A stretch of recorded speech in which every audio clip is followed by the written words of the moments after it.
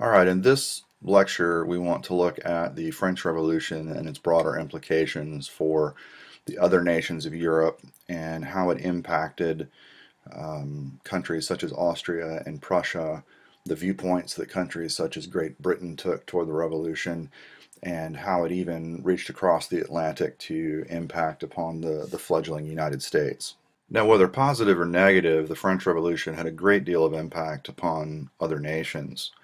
Um, the great commentator, politician, philosopher Edmund Burke in Great Britain, in his reflections on the revolution in France, was not impressed at all. He thought that the revolution would devolve the country in anarchy and dictatorship. And, even while he supported gradual change, he was not by any means impressed with what he saw going on in France. Catherine the Great of Russia went so far as to call the French vile riffraff and even forbid the printing of Voltaire and other French philosophes in Russia at the time. Um, a lot of French emigres, the ones that had fled uh, France at the start of the revolution, were exerting their influence upon heads of state to, crush this fledgling revolution quickly. Louis XVI's brother, was using his connections, and even across the Atlantic in the United States, the revolution proved very divisive in national politics. Thomas Jefferson, the Secretary of State at the time, was very sympathetic to the French, whereas Alexander Hamilton, much more of an Anglophile, was much more sympathetic to Great Britain. But, while each of these larger historic characters on the scene, had their opinions, it can't be denied that the younger generation, the lower classes, were taken with this idea, this romantic idea of, equality, brotherhood, and, were really taken in by this idea of sweeping democratic, change, the ideals of the revolution itself. And this is really epitomized in this quote by William Wordsworth. Bliss was it in the dawn to be alive, but to be young was very heaven. Now, despite some of the fears and the antagonisms that were coming from revolutionary France, many countries were not in a position to directly intervene. For example, William Pitt, the Prime Minister of Great Britain, was trying to rebuild the country's finances. England was not financially in a place to take out massive loans and involve itself in a war on the continent at this time. Catherine of Russia, while she talked a big talk, she never really directly intervened. So, at this time, nobody was really prepared. And even though Leopold II, the brother of Marie Antoinette, was extremely concerned, he himself was walking a fine line between intervention and vacillation. And, ultimately in his lifetime, he didn't do anything. Now, many of the countries that bordered France tried to use the Declaration of Pillnitz, which, essentially said that, the revolutionary government needed to respect the safety of the monarchy, and should they fail to do that, that Austria and Prussia were prepared to intervene militarily. Um, but again, aside from issuing this declaration, nobody was really, marching on Paris at this time. Rather than back off and placate the other European powers, the revolutionary government only antagonized them. For example, they annexed Avignon in southern France, which until this time had been recognized as under the authority of the Pope. They also, at this time, annexed Alsace and abolished the feudal rights that existed there. So, again, rather than calming down the situation, the revolutionary government only seemed to want to antagonize its neighbors and ratchet up the pressure that was building within France itself. Okay, at this time I would like you to pause the video and answer the following questions. Summarize Edmund Burke's concerns, criticisms of the French Revolution, and why was the Tory government of Prime Minister William Pitt reluctant to get involved in suppressing the French Revolution? Now, it's at this point that a faction within the Jacobins um, emerges to take control of the revolutionary government, and this is the faction known as the Girondins. And they were led by the Marquis de Condorcet and Madame Roland, with the support of her husband. And they were very much radical in thought, radical in political theory, but ultimately their downfall will be because they talk a good talk, but they don't really have the stomach or the nerve to act upon what they believe. Um, However, they did believe that in order for the revolution to be successful, not only did it have to achieve its goals in France, but it had to spread throughout the rest of Europe. So, like an organism that needs oxygen or needs a host, that this revolution had to spread beyond the French borders.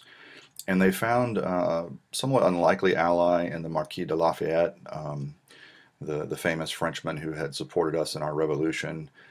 He was commander of the National Guard at this time, and he also believed that the revolution had to spread in order to survive. Whereas Leopold II of Austria, the Holy Roman Emperor, was reluctant to become involved in a war. When he died, the new Emperor Francis I was much more combative, and it's at this time that the revolutionary government in Paris declares war upon Austria, which is going to drag in Prussia eventually as well. And so now the revolution is not only within France, but is now at war with two countries that are considered to be, rightly or wrongly, major powers in the balance of power game in Europe. So in August of 1792, the French Assembly declares war on Austria.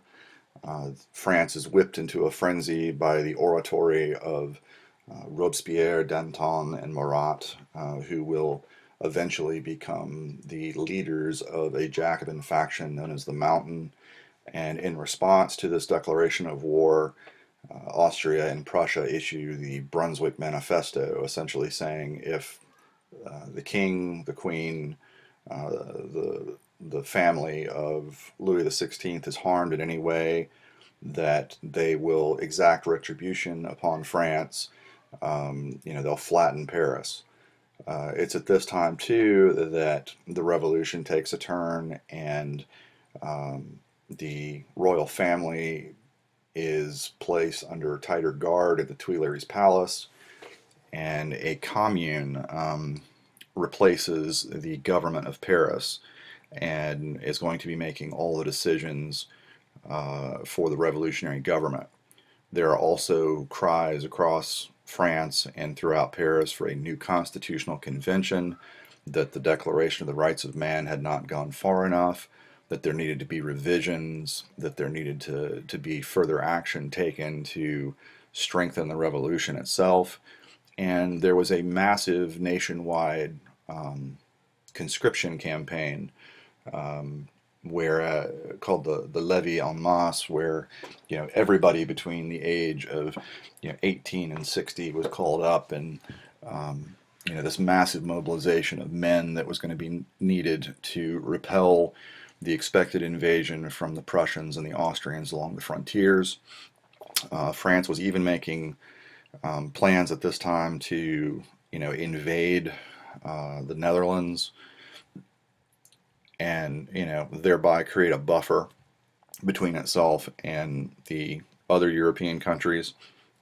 There was a lot of patriotic fervor whipped up at this time by the publishing of the revolutionary song Les Marseillaises, which eventually becomes the national anthem of France and is still the national anthem to this day.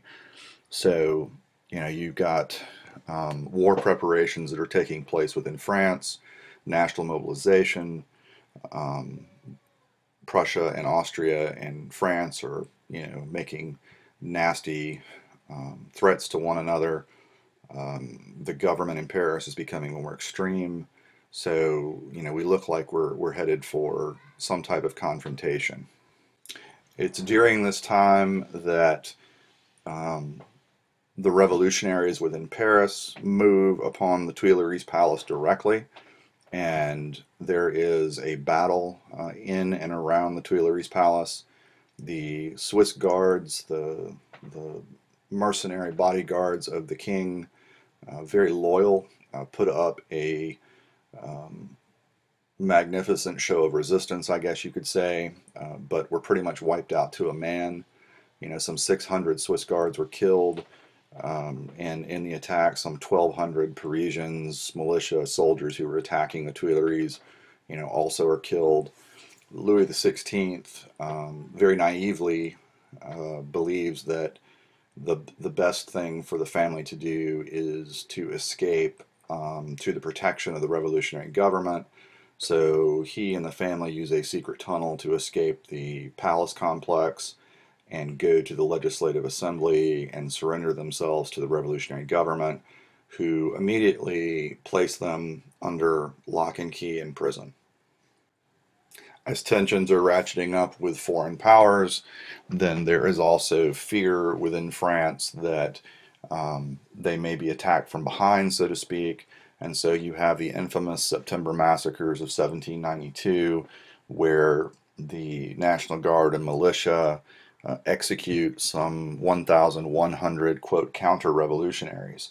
Um, it's believed that maybe 100 of these people were actual political prisoners, people who were opponents of the revolution, whereas the vast majority were people who just happened to be in prison at the wrong time.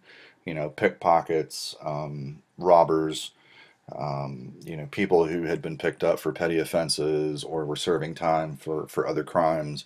And so essentially the jails of Paris were, the doors were thrown open and people were dragged out and, killed in the streets, as it were. And this is something that's going to come back and be used against the Girondins later, because they're the faction that's in power, and the other Jacobins will use this. This happened on your watch. How can you be trusted?